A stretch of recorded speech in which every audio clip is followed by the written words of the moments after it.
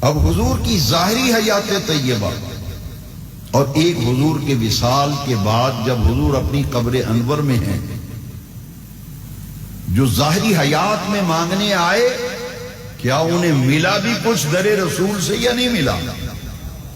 دوسرا سوال یہ ہے کہ حضور کے پردہ فرمانے کے بعد، حضور کے انتقال اور وصال کے بعد جو حضور کی قبر انور پر روزہ اطہر پر جا کر مانگتا ہے، کیا اس کو بھی کچھ ملتا ہے یا وہ خالی لوٹ آتا ہے؟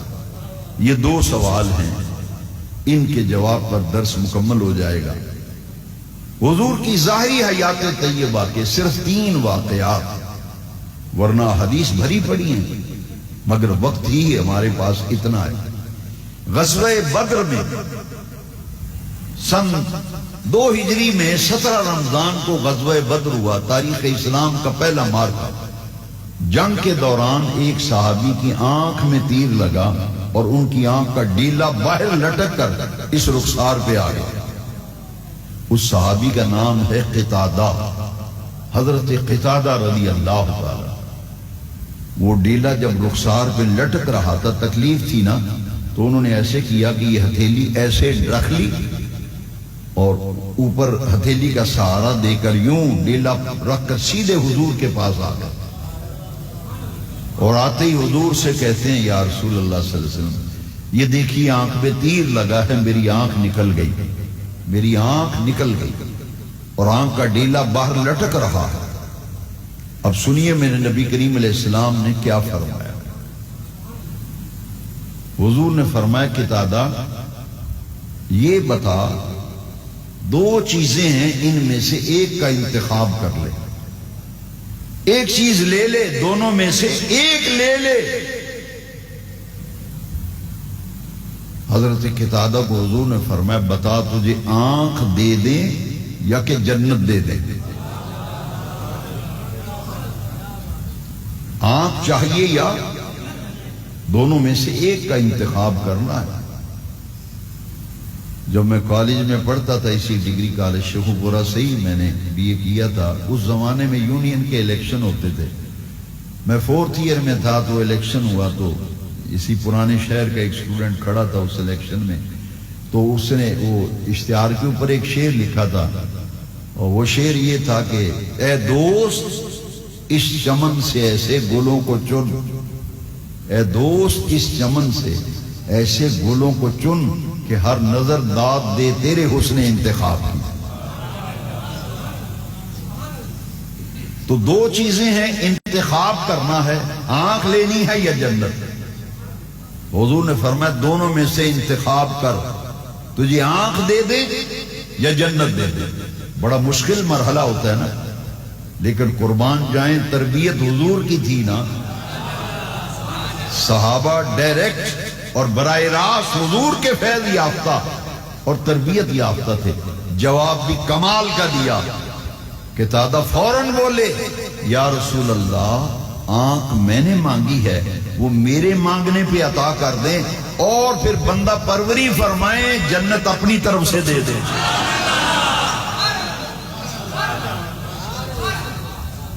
آنکھ میں نے مانگی ہے، وہ میرے طلب کرنے پہ، میرے مانگنے پہ، میرے سوال پہ آنکھ دے دیں، اور پھر بندہ پروری فرمائے اپنی طرف سے مجھے جنت گفٹ کر دیں، تحفہ دے دیں۔ لو دیوانوں مچل جاؤ۔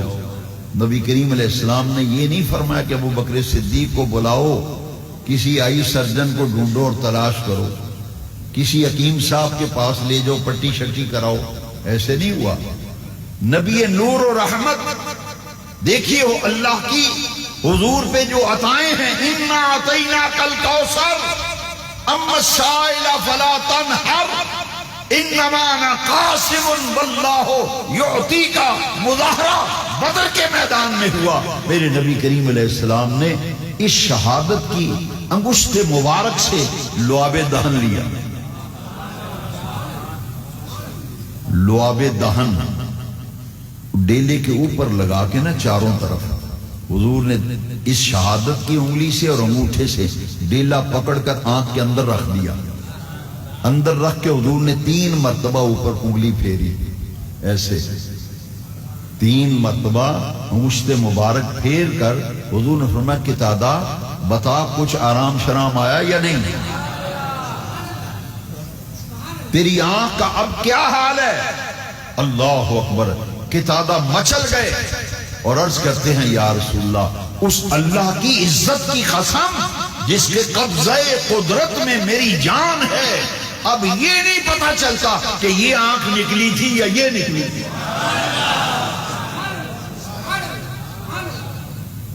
آپ خوش نصیب ہو آپ نے اللہ کے اس پیارے محبوب نبی کا کلمہ پڑھا, اللہ کے اس محبوب کریم کے آپ امتی ہو جن کا مقام یہ ہے کہ جن کے لعاب دہن میں اللہ نے شفا رکھی ہے, اور وہ قتادہ کی آنکھ پہ لگا تو ان کی آنکھ ٹھیک ہو گئی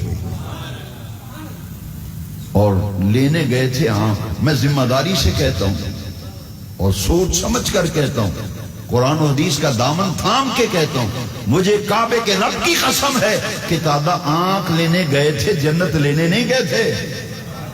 کیا لینے گئے تھے؟ تو میرے آقا کتنے کریم ہیں. کریم کا معنی سخی, لجپال. مدینے والے آقا اتنے کریم لینے گئے آنکھ اور جونگے میں جنت لے آئے. انا اعطینا کل کوثر, ساری کثرت باتیں یہ ہیں رب ہے معطی, یہ ہے قاسم, دیتا وہ ہے دلاتے یہ ہے, دیتا وہ ہے دلاتے. کئی لوگ کہتے ہیں کہ یہ شرک ہوتا ہے کہ نبی پاک سے مانگیں تو شرک ہوتا ہے, اللہ سے مانگنا چاہیے. میں ہر خطیب کا اور بولنے والے کا اپنا ایک انداز ہے. میں جس طریقے سے سمجھاتا ہوں اللہ کی عزت کی قسم ہے کوئی آپ کے سامنے ایک آدھا منٹ بھی کھڑا نہیں ہو سکتا, لیکن سمجھنا آپ کی ذمہ داری ہے. یہ دکان پہ جب مانگنے والے آتے ہیں, جتنے شاپ کیپر بیٹھے ہیں تاجر لوگ ہیں, آپ اپنی دکان پہ بیٹھے, کو مانگنے والا جب آتا ہے آپ سے سوال کرتا ہے تو آپ نے کبھی کہا ہے کہ جا اللہ سے مانگ؟ کسی نے کبھی سنا ہو کسی نے کہا ہو, یا کسی نے یہ کہا ہو کہ نہیں بندوں سے نہیں مانگنا چاہیے, شرک ہے, اللہ سے مانگو بس, اللہ سے, اللہ کے سوا کسی سے نہ مانگو. کبھی کہا ہے کسی نے؟ نہیں. تو اگر رسول اللہ سے مانگیں تو کہتے ہیں کہ اللہ سے مانگو, تم نبیوں سے کیوں مانگتے ہو؟ وہ ایک ہندوستانی تھا, مجھے کہنے لگا یہ تو شرک ہوا. یہ شرک ہوا. میں کہا جی کیسے شرک ہوا؟ کہتے اللہ سے مانگ بس, اللہ سے مانگ اور کسی سے نہ مانگ. یقین جانے اس کا منہ بند ہو گیا اور میری طرف یوں بٹر دیکھنے لگا. میں نے کہا صرف سمجھانے میں تھوڑا سا فرق لگ جاتا ہے, لوگ جذباتی ہو جاتے ہیں, میں جذباتی نہیں ہوتا. میں کہتا ہوں کہ ہم مدینے شریف جا کے کہتے ہیں یا رسول اللہ سانو رب دے دیتے بچوں دیو,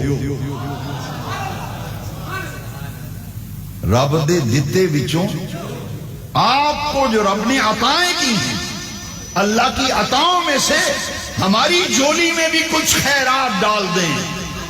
اسی طرح دکان پہ جو مانگنے آئے, آپ کے گھر پہ کوئی سوالی آ جائے, وہ اللہ کو چھوڑ کر نہیں آتا, وہ اس لیے آتا ہے کہ رب نے تو انہوں بڑا کچھ دیتا ہے, تے رب دے دیتے بچوں دیو سالو. اسے شرک بنا کے تو سمجھانا. اللہ کی عزت کی قسم ہے انا اعطینا کل کوثر, ساری کثرت باتیں یہ ہے رب ہے معطی. معطی کا معنی ہے عطا کرنے والا. معطی کا معنی کیا ہے؟ قاسم کا معنی ہے تقسیم کرنے والا. تو میرے بریلی کے امام کہتے ہیں انا اعطینا کل کوثر, ساری کثرت باتیں یہ ہیں رب ہے معطی, یہ ہیں قاسم, دیتا وہ ہے دلاتے یہ ہیں. ہم کہتے ہیں دلاتے مدینے والے ہیں,